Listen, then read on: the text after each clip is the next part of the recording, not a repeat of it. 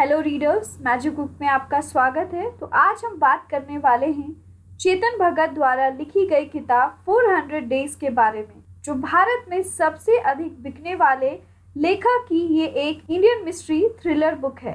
The girl in room 105 और one arranged murder के बाद केशव सौरभ सीरीज में यह तीसरा नॉवल है। इस उपन्यास में सस्पेंस, ह्यूमन रिलेशनशिप, प्यार, दोस्ती, मैडनेस के साथ साथ एक माँ की कभी न हार मानने का दृढ़ संकल्प की कहानी है। जासूसी जोड़ी केशव और सौरभ इस बार एक लापता युवा लड़की को ढूंढते हैं और ऐसा क्या हो जाता है जो उन्हें ये ढूंढने के लिए पूरी जान लगा देते हैं, वो तो आपको स्टोरी सुनकर ही पता चल पाएगा। तो चलिए स्टोरी की शुरुआत करते हैं। एक दिन एक महिला केशव के पास जाती है। वह अपनी 12 साल की बेटी सिया के अपहरण को सुलझाने के लिए उन्हें काम पर रखना चाहती है।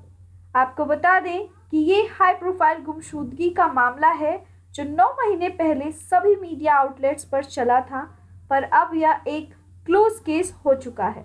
पुलिस और यहाँ तक कि उसका परिवार भी सिया को मरा हुआ मानता है, लेकिन उसकी माँ आलिया अभी भी बेटी की तलाश जारी रखती है। लेकिन इस केस में कोई सुराग नहीं, कोई संदिग्ध नहीं, कोई गवाही देने वाला नहीं। तो सवाल ये है कि क्या केशव और सौरभ सिया को ढूंढ पाएंगे। दरअसल वन अरेंज मर्डर की घटनाओं के बाद केशव और सौरभ केशव के माता पिता के साथ उनके अपार्टमेंट आइकॉन में रह रहे थे।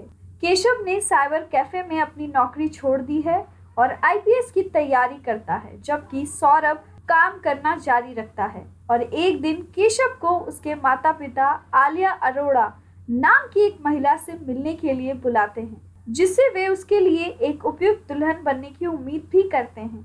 वो ये देखकर हैरान है कि वे अपने बच्चे सुहाना को भी लेकर आई है। वह बगल की बिल्डिंग में रहने वाली एक पड़ोसी है और अपनी लापता बेटी सिया को खोजने के लिए उनकी मदद मांगती है, जो 9 महीने पहले गायब हो चुकी थी। हालांकि पहले तो अनइंटरेस्टेड केशव को उसके माता पिता ने मामला उठाने के लिए प्रोत्साहित किया, क्योंकि आलिया ने बिना केस सॉल्व किए हुए भी एक अच्छे अमाउंट देने का वादा किया था।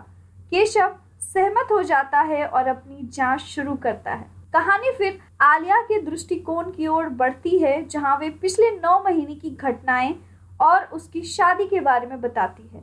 आलिया की शादी एक अमीर बिजनेसमैन मनीष से हुई है, जिसका परिवार ज्वेलरी बिजनेस से जुड़ा है और इस इलाके के सबसे अमीर लोगों में से एक है। मनीष की माँ आलिया को पसंद नहीं करती, क्योंकि उसने मनीष से उसकी मर्जी के बिना शादी की थी। पूरा परिवार हमेशा अपनी पुजारी शास्त्री जी की बात सुनता है, जो उसके साथ दशकों से जुड़े हुए हैं और उनके लिए एक गॉडमैन के समान है। उसके समर्थन से मनीष अपनी माँ को आलिया से शादी करने के लिए मना लेता है। हालांकि मनीष की माँ लगातार आलिया को नाराज करती है और धमकाती है, जिसके बाद आलिया पूरे परिवार से बाहर निकल जाती है और आइकॉन में रहने चली जाती है। घटना के दिन आलिया, मनीष, बच्चे और मनीष का भाई टिमी और उसका पूरा परिवार सभी अपने माता पिता के घर एक साथ मिलते हैं। बच्चे सो जाते हैं और रात में सिया अचानक लापता हो जाती है। परिवार हर किसी से सवाल करता है, जब सुहाना अचानक कहती है कि उसने एक बैडमैन देखा जिसने उसकी बहन को मारने की धमकी दी और रात में सिया का अपहरण कर लिया और उसकी कुछ पहचानों को याद किया। पुलिस के प्रयासों और मीडिया कवरेज के बावजूद सिया नहीं मिली। 2 महीने बाद आलिया को एक अमेज़न पैकेज मिलता है, जिसमें सिया के खून से सने कपड़े और कुछ बाल मिलते हैं, जिससे सभी को विश्वास हो जाता है कि सिया मर चुकी है।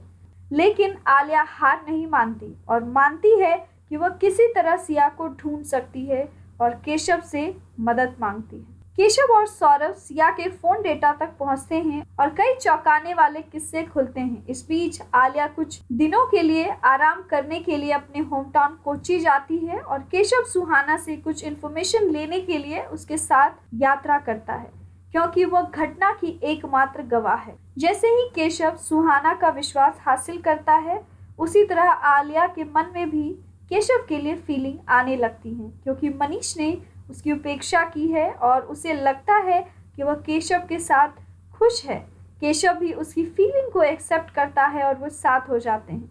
आलिया मनीष को तलाक देने की कगार पर है और कानूनी मुद्दे खत्म होने के बाद वह केशव से शादी करने की योजना बना रही है। केशव सुहाना से एब्डक्टर की अधिक पहचान करने का अरेंजमेंट करता है, जिसमें वो बताती है कि फ्रेंडशिप के बहुत सारे बैंड पहने हुए थे और उसके फोर आर्म पर एक टैटू था, और साथ ही उसने ये बताया कि उससे रसोई की तरह गंध आ रही थी जबकि उसके बाल अंधेरे में चमक रहे थे। केशव और सौरभ को पता चलता है कि सिया टेलीग्राम पर रॉय नाम की एक व्यक्ति से चैट कर रही थी और उसे अश्लील तस्वीरें भेजती थी। वे इंस्टाग्राम पर फेक आईडी बनाते हैं और रॉय को ट्रैक करते हैं, उसे फंसाने की कोशिश करते हैं। उन्होंने एक मीटिंग की और रॉय के आने का वेट किया, लेकिन सिया की फ्रेंड द्वारा प्लेस का ऑनलाइन पोस्ट करने की गलती के कारण वह एंड मोमेंट पे भाग जाता है, क्योंकि वह एक छोटी लड़की के रूप में प्रस्तुत कर रही थी। सिया को गायब हुए लगभग 1 साल बीत चुका है और परिवार उसके जन्मदिन समारोह को चिन्हित करने के लिए पूजा की व्यवस्था करता है। पूजा के दौरान केशव को पता चलता है कि पुजारी शास्त्री जी के हाथों में कई धागे हैं और उनके अग्रभाग पर एक टैटू था। उन्होंने अपने सिर पर सरसों का तेल भी लगाया है, जो कि एक सामान्य खाना पकाने की सामग्री है। इस प्रकार सुहाना द्वारा दिए गए विवरण से मेल खाती है। केशव शास्त्री जी की कार में जीपीएस लगाता है और उनकी गतिविधियों को ट्रैक करता है। वह देखता है कि कार रात में शहर की उपनगरीय इलाके में गन्ने के खेतों में एक अबैंडन शुगर फैक्ट्री के लिए रेगुलर ट्रिप करती है। केशव शास्त्री जी को फॉलो करने के लिए इंस्पेक्टर वीरेन और सौरभ की मदद लेता है। शास्त्री को इसका पता चल जाता है और वह केशव को मारने की कोशिश करता है, लेकिन वीरेन उसे बचा लेता है। जब यह पता चलता है कि शास्त्री ने इन दिनों सिया का अपहरण किया था और छुपाया था, क्योंकि उनका मानना था कि यह देवताओं का आवाहन है। उसने लंबे समय तक इसकी योजना बनाई क्योंकि वो पहली बार आलिया से मिला था और उसकी योजना आलिया से शादी करने की थी। लेकिन जब उसे एहसास हुआ कि यह संभव नहीं है तो उसने अपनी योजना उसकी बेटी की ओर बढ़ा दी और जबरदस्ती उससे शादी कर ली और बलात्कार किया। एक कमजोर सिया को केशव और उसकी टीम बचा लेती है। आलिया अपनी बेटी को पाकर चौंक जाती है और केशव को परिवार की ओर से उपहार के रूप में एक बड़ी रकम उपहार में देती है। एक दिन केशव को सिया का फोन आता है और वो उसे बचाने के लिए धन्यवाद करती है। वह कहती है कि उसे अब केवल एक चीज की जरूरत है, वो है उसका परिवार, और यह महसूस करना कि आलिया से शादी करना उसका स्वार्थ होगा। उसने सिया और सुहाना के लिए आलिया और मनीष को एक साथ रहने देने का फैसला किया। केशव ने अपने आईपीएस सपने को छोड़ दिया और सौरभ के साथ बाल सुरक्षा के लिए एक सॉफ्टवेयर विकसित करने की योजना बनाई। तो ये थी अब तक की कहानी। कुल मिलाकर चेतन भगत द्वारा 400 डेज एक इजी लैंग्वेज में लिखा हुआ नॉवेल है। अगर आप एक अच्छे रहस्य की तलाश में हैं तो यह किताब आपके लिए है। यदि आप एक अनुभवी रहस्य रोमांचक रीडर हैं तो आप इसे जरूर पढ़ सकते हैं, लेकिन अगर आपका मन इसको सुनने और ऐसी स्टोरी को सुनाने का है तो प्लीज वीडियो को लाइक, शेयर और चैनल को सब्सक्राइब करना ना भूलें।